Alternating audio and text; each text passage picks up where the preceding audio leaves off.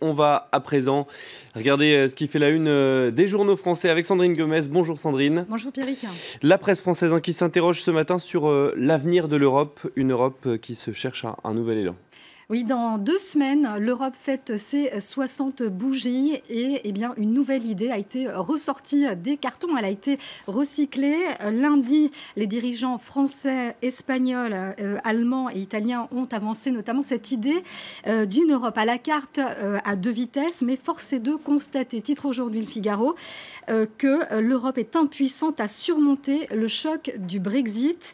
Ce débat d'une Europe à géométrie variable, explique Le Quotidien, est presque une vieille ficelle. C'est en tout cas, je cite, le signal du désarroi au sommet et c'est le signal de l'absence d'idées neuves. Pire, aujourd'hui, les 27 sont aussi divisés sur le projet même d'union à plusieurs vitesses. Berlin et Paris divergent sur les détails. Et pour Arnaud Delagrange, dans son édito, plus que la vitesse, c'est le cap qu'il est urgent de redéfinir. Il faut se concentrer sur l'essentiel, 2 fronts que sont l'emploi et la sécurité. L'Opinion ose même un gros mot dans son édito, car l'heure est grave. 60 ans, c'est presque l'âge de la retraite pour le journal libéral. Et cette Europe à la carte, finalement, n'a rien de nouveau, car elle figure dans les traités depuis 20 ans sous la forme des coopérations renforcées. Alors, ce gros mot ici, dont viendra le salut de l'Europe, c'est le mot fédération, fédération d'États-nations, une idée, rappelle le journal, chère à Jacques Chirac ou encore à Jacques Delors. Une Europe qui reste cependant le rempart face aux atteintes aux valeurs démocratiques. Oui, en juger, Pierrick, par cet appel signé par des universitaires français dans Libération. Il demande à l'Europe de créer une institution universitaire européenne permettant à tous les enseignants-chercheurs du monde entier, limogés pour délit d'opinion ou appartenance à une minorité, d'y être affiliés. Tout cela fait suite au suicide d'un assistant-chercheur en Turquie. Sa signature au bas d'une simple pétition pour la paix, lui, avait ôté tout avenir dans son pays. On nous explique ici qu'il fait partie de la vingtaine de personnes qui se sont suicidées, beaucoup arrêtées sans preuve réelle, accusées d'être complices des putschistes. Le journal rappelle que 130 000 fonctionnaires, 30 000 universitaires ont été révoqués par une série de décrets. Ils sont placés en situation de mort économique et en situation de mort sociale, nous dit le journal. La Turquie qui voudrait par ailleurs accorder un nouveau statut aux Syriens qui sont arrivés sur son sol. Ce statut, c'est celui de citoyen turc et c'est une polémique qui enfle dans le pays. Ankara veut naturaliser des dizaines de milliers de Syriens accueillis sur son sol. Mais selon un sondage, 80%, plus de 80% de la population y serait opposée. Ils travaillent pour presque rien, sans sécurité sociale, alors que nos enfants sont au chômage. S'insurge ici, dans cet article, un leader de l'opposition qui réclame d'ailleurs un référendum sur la question. Côté réfugiés, on est plutôt méfiant. Un jeune syrien estime que le gouvernement fait une manœuvre politique. Il espère récupérer la voix des Syriens.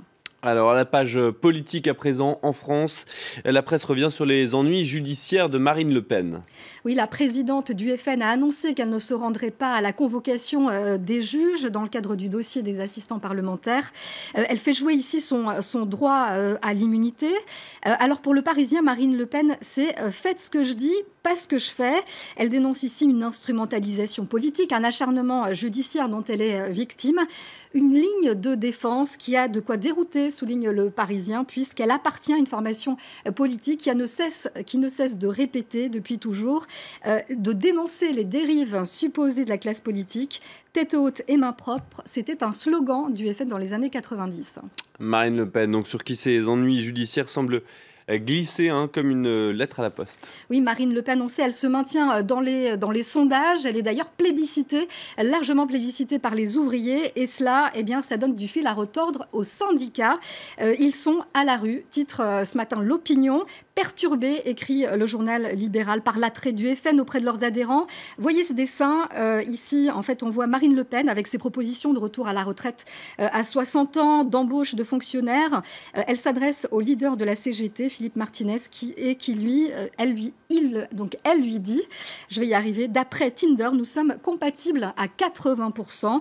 Des syndicats déboussolés qui ne savent plus qui soutenir. Ils sont gênés, nous dit le journal libéral, par les ambiguïtés de Macron et remontés aussi par le revenu universel de Benoît Hamon. Justement, Benoît Hamon, lui, est plus que jamais sous pression.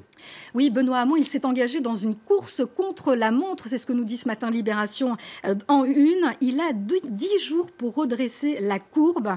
Après son passage, son grand oral sur France 2 hier soir, c'est une séquence clé qui commence pour le candidat socialiste à la présidentielle. Il a 10 jours avant le grand débat du 20 mars avec les autres candidats à la présidentielle. Donc il va devoir marteler ses solutions pour l'Europe. Il va multiplier les meetings. Il aura sans doute un peu de chance de se faire entendre dans les prochains jours, si l'on en croit les chiffres du CSA. Son compteur est à 122 heures contre 265 heures pour François Fillon, dont le temps de parole a explosé après l'affaire Pénélope. Merci beaucoup Sandrine pour ce tour de la presse française ce matin. On va marquer une courte pause.